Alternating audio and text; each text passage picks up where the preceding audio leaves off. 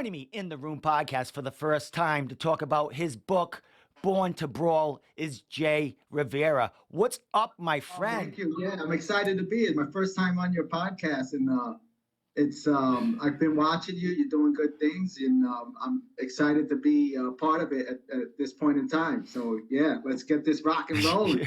Excellent. Well, dude, we know a lot of the same people, but before we get to all that, and your book, a very, very, very great book. It's actually coming on its 2-year anniversary, I think, in November. So congratulations on that, Jay. Thank you. Yeah, I published it during the pandemic in November 2020. One of the good things that came out of that was the pandemic was that we were home a lot. It gave me a lot more time to sit and write and actually complete the book. So I decided to put it out in November 2020. Good time, man. People are sitting at home. They need something to read, and you gave them that platform. So, with that said, Jay, man, a lot has happened from, growing up until this point, 2 years into this book. Bro, you're a black belt in Brazilian Jiu Jitsu. Let's get to that first, bro, because a lot of the book, mostly the book, is business and the combat sport world and getting that all involved together to evolve yourself in all different ways of life. But Jay, as far as you, man, how did you get into martial arts, Jiu Jitsu in particular? Yeah, great question. I got into jujitsu as a way to stay in shape. Really, initially I was getting back in shape. I was kind of out of shape. I was, going through a breakup with my ex, and you know how those things can be kind of messy. And so I was definitely boozing too much. I had picked up a nasty habit of smoking cigarettes, and one day I was just like, you know what, this is enough is enough. Let me get back in shape. So I started hitting the gym, and I wanted to find something besides running on the treadmill and picking things up and putting them down that would keep me in shape. And like most males in my age group, I knew of the UFC. It was early in the UFC, still early in the UFC, but I had seen this guy, Hoyce, do amazing things to bigger, larger opponents inside the cage, and I was like, this Brazilian jiu-jitsu thing looks pretty cool. Let me try it out. So I was living in Hartford at the time. I found the gym online, Underdog, Brazilian Jiu-Jitsu, and I walked in, and I watched the class, and I liked it. I went back, I participated, and I never stopped going back after that. Well, when was this? Well, how old were you when you decided, hey, I'm going to try jujitsu? And how long ago was that when you walked into the doors? So I was in my early 30s when I decided to give jujitsu a try, and I had been a college athlete, so I was used to that competitive aspect of sports, and still wanted that. And like I said, I had been in shape, being a college athlete, but I wanted to get back in shape, and I felt like the jujitsu would give me that. Being in my early 30s, I felt like I could try anything new, and even if I started it now, 14 years later, I don't think it's too late. I don't think it's ever too late to start something new. So I'm glad I started it. I wish I would have started it earlier, but I'm glad I started it when I did, and it was one of the best decisions of my life, for sure. Well, you answered that second question. 14 years in since that day you walked in, correct? Yeah, So, yeah. well, my man, when you walked in and you started rolling with these, who were some of the people that were there? I mean, it's been through a lot of faces. There's a lot of veterans that were in that camp, a lot of youngsters now in that camp. Who were some of the faces that, were involved with Underdog when you first walked in 14 years ago? Man, so there was the head instructor, Fabiano Tellis, who is still instructing, and kind of like a rogue instructor, and I still take classes under him when I can.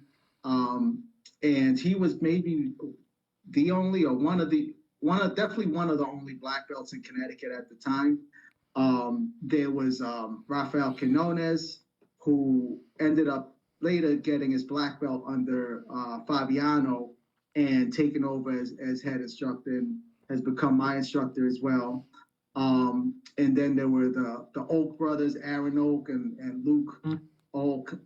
Those guys are still beasts. Aaron, I still train with. He's a black belt, and his brother Luke. I don't know if he ever got his black belt, but his brother Luke went into the military and became one of those guys that jumps out of planes for like air shows, and so super cool stuff. And then there was Rob Johnson. I think Rob maybe a purple belt still, just because he hasn't trained in a while. But Rob is a canine cop in Connecticut, and just a freaking specimen of a man. You know, big, large guy who moves like a cat. And then the guy who was running the gym, Russell Leak. You know, he was doing some training at the time as well, but more so into the striking aspect, and still much more into the striking aspect, but is a purple belt in Brazilian Jiu-Jitsu currently, I believe. And then there were a lot of guys that came and went. Also, Parker Porter was there as well back in those days. There was my buddy Jason Jungle Diaz. He's a black belt now. I still see him every now and then. And there were a lot of tough guys. There were a lot of tough guys in that gym, and some of them I no longer see much anymore. Just like stay connected via social media. Mm-hmm. But I remember the training atmosphere being super tough and very competitive. And it was like almost sink or swim, you know, but if you kept going back, you were definitely going to get better, and you were going to get individualized attention. That's what I liked about training there.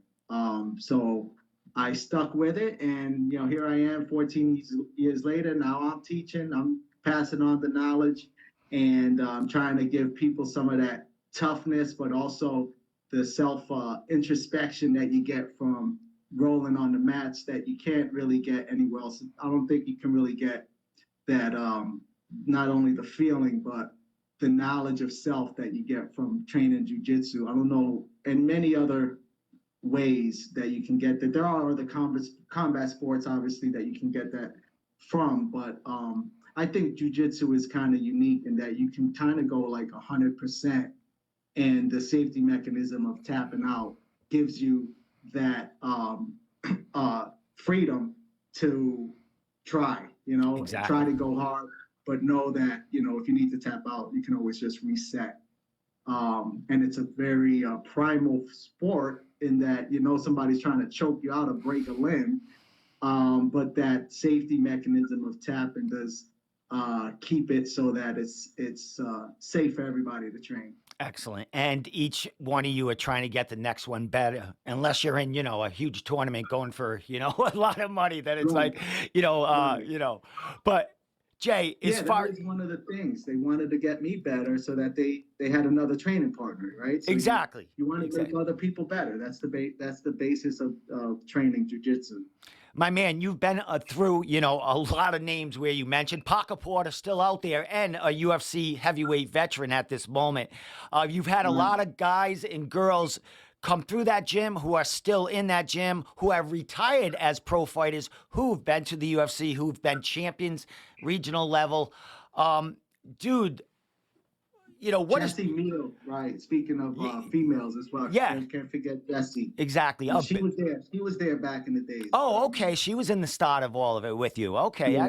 Excellent. Yeah. And she's still around, still a Bellator there. I don't know if she's a featherweight or what she is now, but very, very good, great accolades on her. As far as you, Jay, you know, 14 years in competitions, what, you know, name some of some of the most special moments in jiu-jitsu for you. I bet there's thousands, 14 years in being a black belt. But as far as maybe, in competition for yourself, maybe one or two instances that, made you, feel special about yourself and the journey that you've been on, in this jiu-jitsu for 14 years. Well, yeah, no, that's a great question.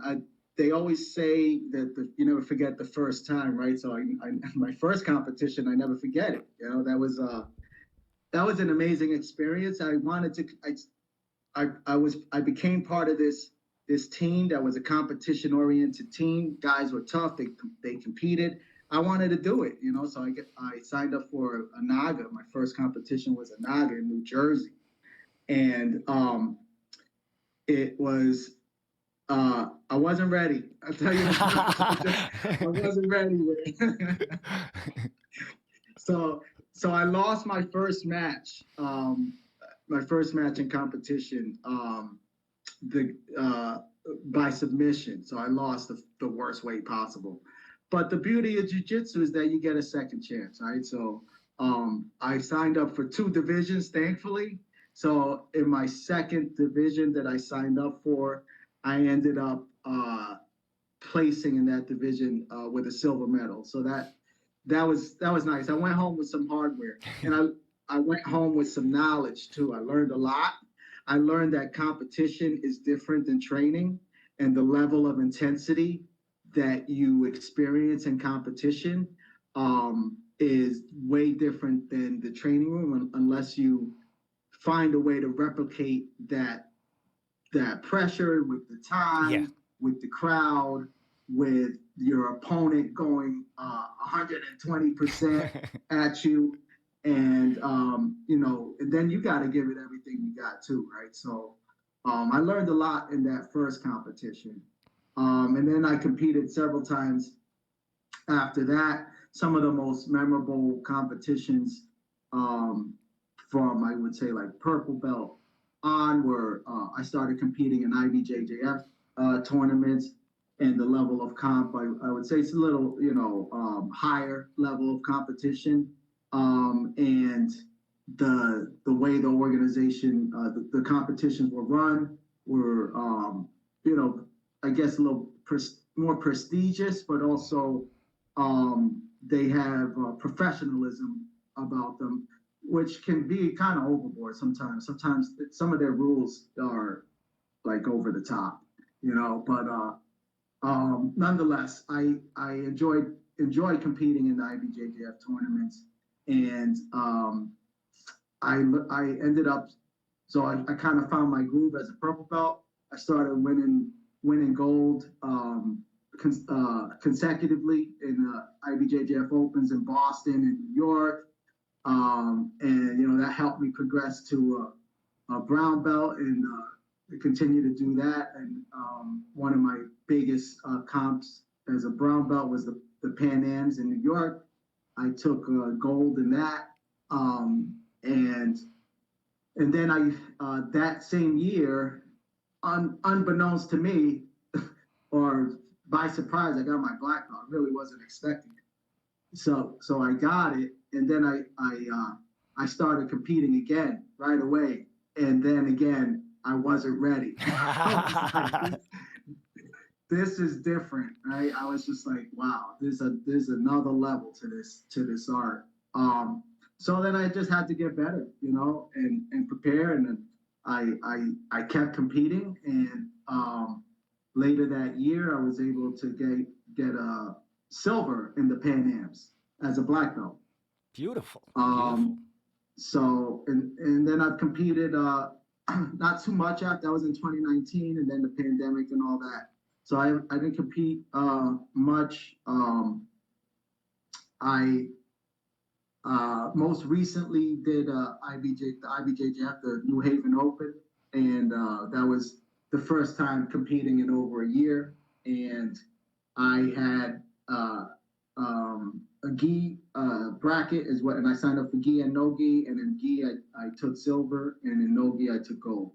Excellent, my man. Congratulations on this whole journey here as far as tournament knowledge. And you spoke about when you jumped into the tournaments as a black belt, you weren't ready. And you spoke earlier about it's learning. You're always learning and learning, and I'm sure you evolved from there as you spoke. Winning other tournaments and coming back the next year to take silver. But let's get we'll talk more about this jujitsu because we're gonna be running into some of the guys and people that you've trained with along the years that are in your book. But the book is not only focusing on the training aspect. You have a business aspect that goes along with this book to make it for everyone. And let's talk about your background in like business and your what you did growing up as far as to get this knowledge to write this book and just have this this knowledge of business in itself after the pandemic and post. Sure. Yeah. No. So, yeah, Steve. Yes, great questions. The the way I grew up. So I grew up in the Bronx in New York, and I grew up. Uh, I grew up in not uh, in not a bad neighborhood actually. People think the Bronx. They think the Bronx is burning or graffiti and projects. Jay, I'm an old guy, so I remember the Bronx Tale and Yeah. Fort Apache, Good, good movie. Fort Apache, the Bronx. I think I was like 12. I'm in my 50s, so I was like 12 or 13 when that movie came out. So yeah, the Bronx got a tough rap, man, all around. So yeah, go ahead, bro. Yeah. Yeah, so the Bronx has a, kind of like a tough rap, like you said. But growing up in the Bronx, I grew up in a neighborhood. It was, I would consider it middle class. I don't know, maybe others wouldn't, but I would consider it middle class. Um, I never wanted for anything. I had roof over my head. I had clothes on my back. I was fed. Always had family around and friends around. There's always people around in the Bronx. Like you always got somebody around. So that was cool growing up. We played a lot of wiffle ball in the street, tag in the street, manhunt. We also, rode bikes and sometimes tussled around, amongst friends and stuff like that. So I had a pretty good childhood. But one thing that was instilled in me was always the value of the dollar.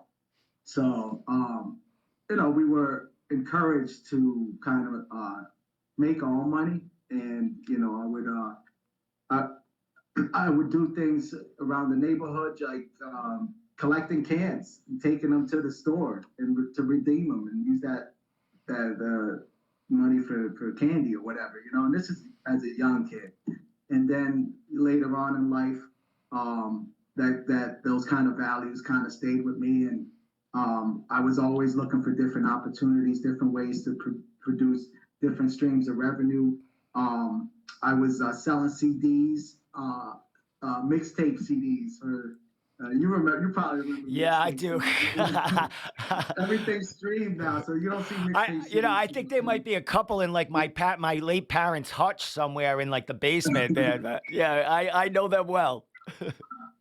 So I was selling mixtape CDs in the street and out of the trunk of my car, as well as having another full-time job. But that was like my side hustle.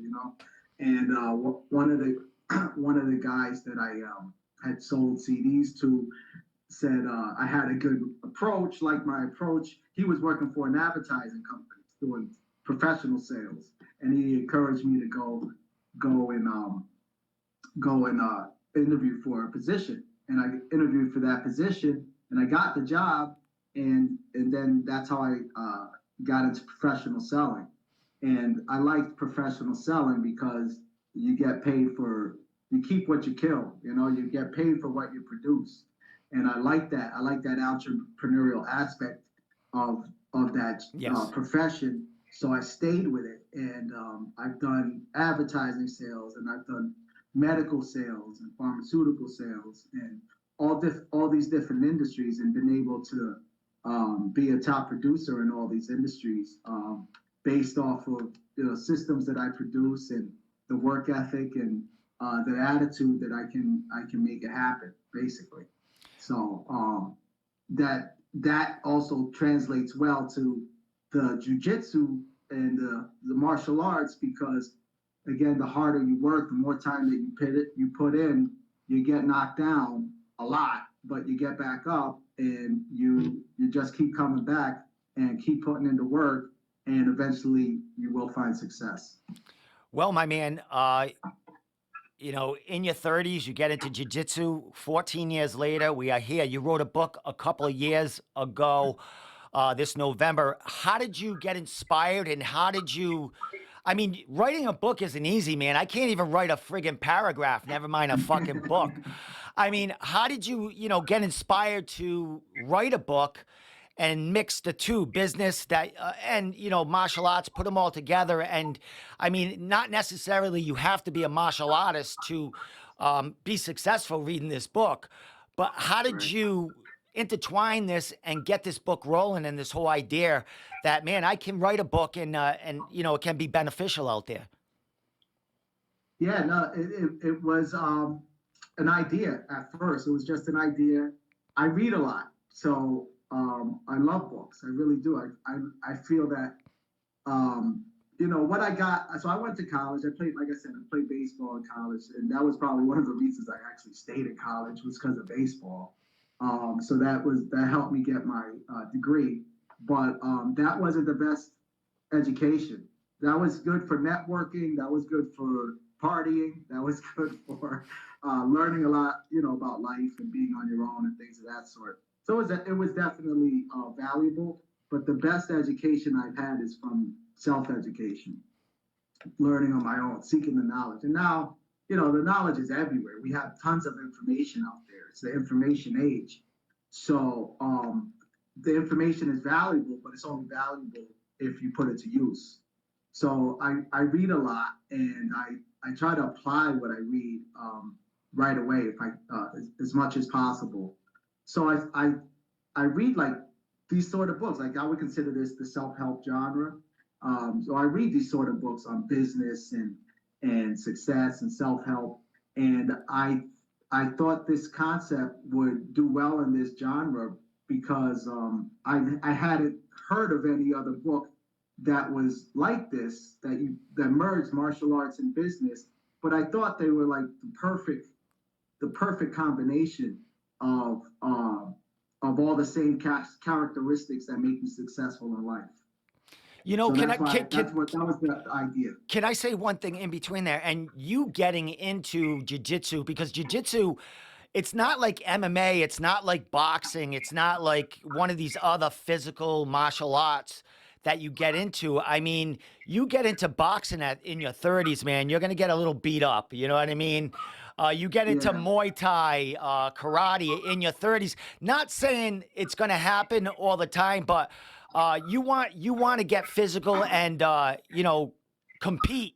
You're gonna get beat up a lot more, I think, in them martial arts than in jiu-jitsu. So I see a lot of older people getting drawn to jiu-jitsu, not only for the workout, but because, like you said, you could tap out. You have that safety net that you don't get killed in there. And I see, a lot of businessmen like yourself and women, they go to jiu-jitsu because it makes their mind stronger, and it's not as physical. It's demanding, but it's not as physical in the beat up sense as some of the other martial arts out there. So, you talking about the business aspect and how they intertwine. I see a lot of beneficial things to your book, going toward, like, maybe the older people also, not just the young ones that are into the fight game. You know what I mean? yeah, absolutely. It's a perfect point you bring up. You do see people, older people, getting into jujitsu at their 30s, 40s, 50s, even 60s, because it's less impact on the body than some of the striking arts, and it has that safety net of being able to tap out. And if you have a good school with good training partners and a good instructor, you're not going to be you're going to be paired up with people that will take care of you, and look out for you.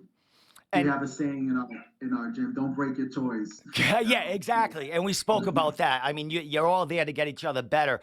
But to, just elaborate a little more on that point and let you get back to how you got these, business and martial arts and helping people out. When I talk about older people, I also talk about very successful businessmen and women who take up, jujitsu. And, that's where a lot of, I mean, like you said, you're a businessman, you were an entrepreneur growing up. You got into jiu-jitsu at a later stage.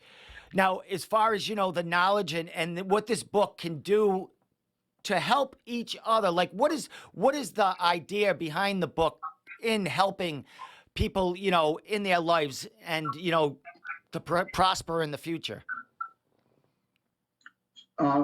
So the idea with the book is to help people. That's the main focus. Like you said, thank you for saying that. That is the main focus, is to help people and basically give them some concepts, some actual action items that they can use to work into their daily routine, and apply to their lives so that they can be more successful in life when whatever they choose to do, whether they want to do martial art or not, or if they want to apply it to business, they can apply these concepts to business as well.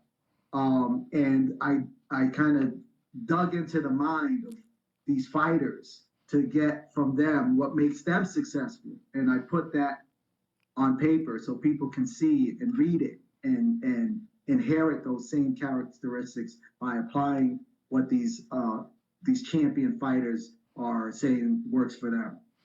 Now, as far as these fighters, I mean, like what's fascinating about the book, it's not just you telling your story or telling you events about these fights. They're actually interviews with these fighters, giving you their, things in life that's happened to them and stuff like that. Is it like that's a lot a task? I mean, you're out there interviewing. Were these fighters, to put it out there, fighters that you trained with regularly, or did you reach out to fighters that you thought, or also reach out to fighters that you thought were interesting in the aspect that they could bring, a lot of knowledge to what you were trying to say in the book?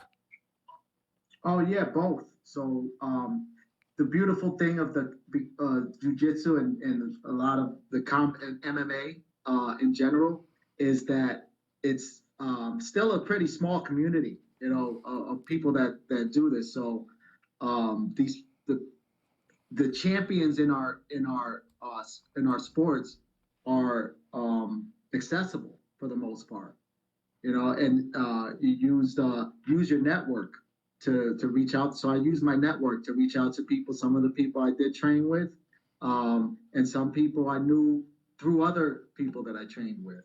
So that's kind of how I reached out. I tried to find fighters that were interesting, that had different paths, in life, so that we can get different points of view on what makes these fighters successful. So, I interviewed guys like Johnny Lopez, Mr. Nice Guy. I interviewed Matt Bissett, our hometown hero here in Connecticut. He's a vet in the game, and Matt's somebody I trained with regularly, and he, granted me some time to meet with him and pick his brain. And then there's some guys out of New York. This guy Mike Jaramillo, he's a John Danaher black belt in jiu-jitsu. John Danaher's first black belt, and Mike's a world champion as well. And Mike put me in touch with Jared Gordon, who's a MMA fighter who has a really interesting story and really is on his own path of helping people with addiction. And he's currently fighting in the UFC. I interviewed Kip Collar, who I met through Matt Bissett, and Kip, as you know, owns Naga Yep. and Reality Fighting, and so his business acumen, as well as he trains as well. So he's a perfect representation of the book, really. He does both successfully. So I interviewed him and got his knowledge. I interviewed Rafael Formiga, who's a multiple-time world champion, who granted me some time. And these guys were all generous, with their Yeah. time. That's the thing. When you're in this community, people are willing to help you. It's just a beautiful community. I'm so happy to be part of it, and that's what I want to give to other people. This knowledge that I've gotten from these generous fighters to give me their knowledge. I want to give it to the world because it's valuable information. Well, my man, well, let's talk about, the book after 2 years. What's going on? You're going to be having your 2 year anniversary in November. Yeah. How's the book doing? I mean, your first book out there. I'm sure the New England, support from the fighters, Matt Bissett, that guy had tons, I still does tons of following, internationally, and New England, I mean, blows the roof off when he just like comes in anywhere. But, how do people perceive the book? How's it doing after 2 years? How do you feel about it? And, we'll go from there. Answer them questions Sure. first. So this is the book. This is the cover. Born to Brawl. Gaining a fighter's edge in business and life is the title. Um, and I put it out on Amazon, so it's currently available on Amazon, and it's also available on my website, which is joinfightfit.com. And the book is doing pretty well. So a book, when the book is released, is typically when you get the biggest like interest and the biggest grand opening, if you Yeah. will, right? When the book is first published, that's when you seem to get the most excitement about the book. But I've had pretty steady interest over the last few years. It hasn't made me rich, but that wasn't the point of writing the Yeah. book. The point of writing the book was to help people. So even if it helps just one person, I've done my job. And I think it's doing fairly well. It's getting buys on Amazon fairly consistently every month. I see some activity.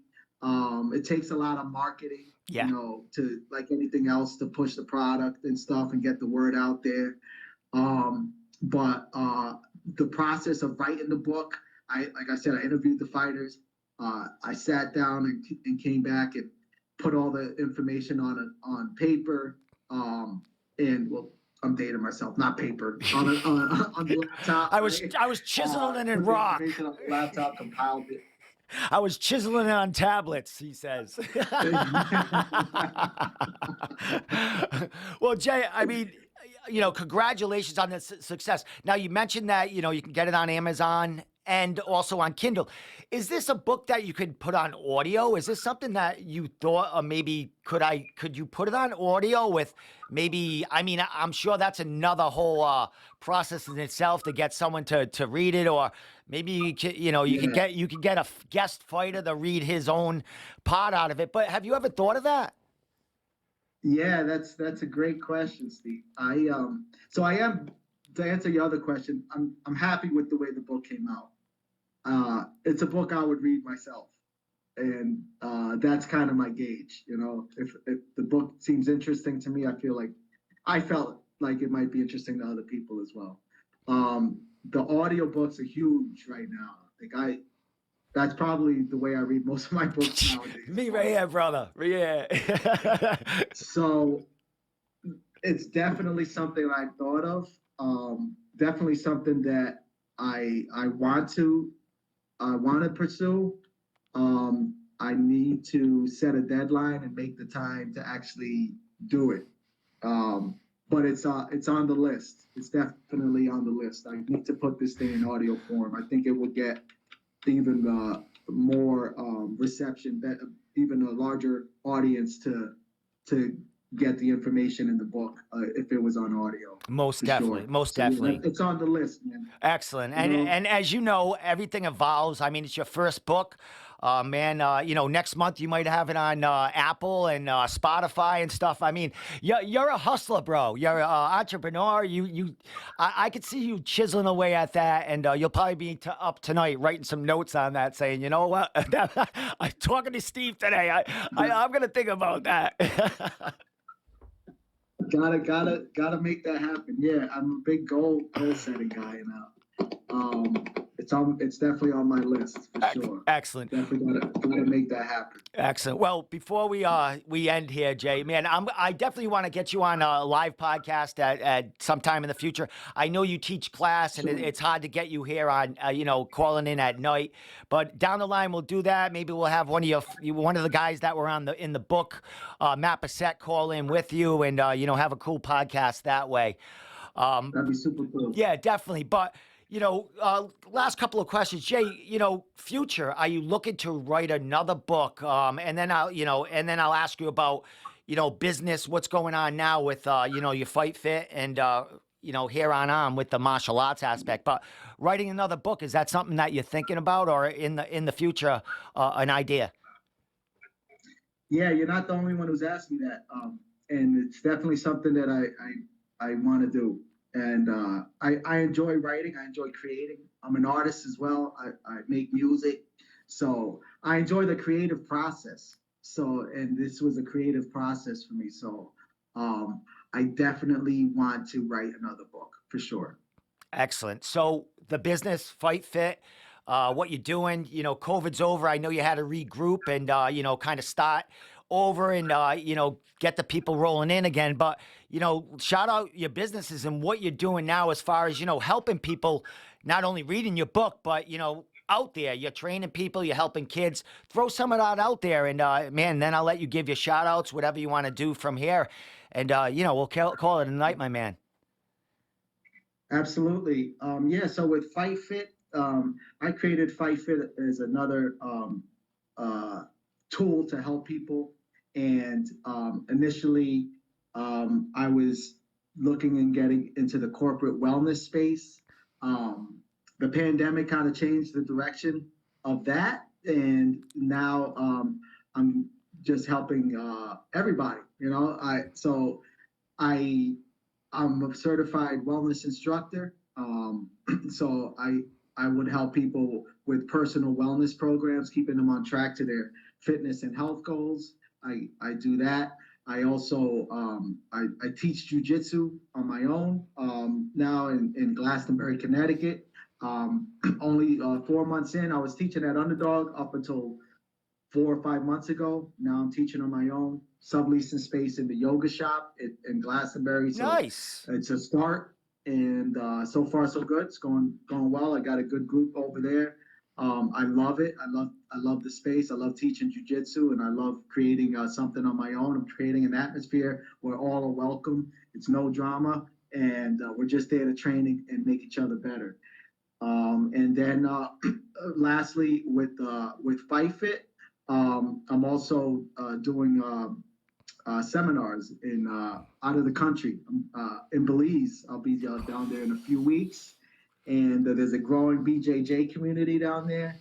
And I'm looking to, and I'm getting tied in with the community, good people down there, and I'm starting from the ground up down there. These guys are jiu-jitsu still new, and it's like starting something at the ground level, which is nice. Yeah. And I'm looking to get down there with seminars in the future to bring people from up here and do like vacation BJJ retreats down in beautiful Belize. So That's another thing I'm doing with Fight Fit. Excellent, my man. Bringing the business aspect to the full level here, man. Congratulations to it. Doing it on all levels here as far as, martial arts, BJJ, helping people, and Belize, man. Good for you, bro. Thank you. Last thing I want to just say, bro, first time talking to you, man, it was a breeze. I've met you at Underdog in the past when I've go to interview Matt or, one of the younger kids in there. There's so many of them, man. If you name the fighters that, you've trained with, the young and old, man, we'll be here for 2 more hours. But, man, sure. Congratulations on the journey. Congratulations on the book. The black belt, just that journey 14 years ago that you started, bro. And I can't wait to see what's next. Like I said, come down here with, Matt Bissett, one of those young kids, Valentin, anyone. Come on down here. We'll talk, young and old. Awesome. Yeah, no, that sounds good, man. Yeah, I love those guys. Justin, Valentine, Erica Valentine, and sister. She's up and coming, man. She's got a great story. I'm looking at maybe getting some of those fighters into my next book. Who knows? And shout out to all my training partners, current and in the past. You've all helped me get to where I am. And shout out to New England fighters. The MMA scene in New England is amazing. It's exploding, and I love to see it. And we've got some great up and coming fighters coming out of New England, and BJJ in New England is also a force to be reckoned with. So let's keep it going. Definitely, man. I'll look forward to seeing you at another one of those tournaments around. You're not too hard to find, man. So, with that said, last thing, Jay, social media, all your social media, I'm sure you threw it out there while we was talking, but, throw it out there again just so people can get the book, check you out on social media, Fight Fit, and all that other good stuff. Yeah, so my Instagram is at FightFit1. Fight is spelled FITE, FightFit1. And then on Instagram, it's fit to fight. Again, fight is spelled FITE. So fit the number two fight. And then I have a YouTube page as well, Fight Fit YouTube page, where I post some techniques, and I posted my last trip to Belize recently on there, so you can see some of my travels. And I have an email as well, join fightfit@gmail.com. But you can reach me through any of those platforms. And if anybody messages me, I'll get back to them. Excellent, my man. Well, Jay, a pleasure, bro. And like I said, congratulations.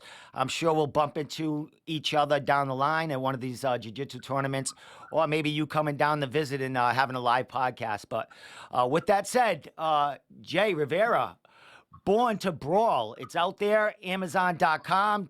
Go check him out at FITE.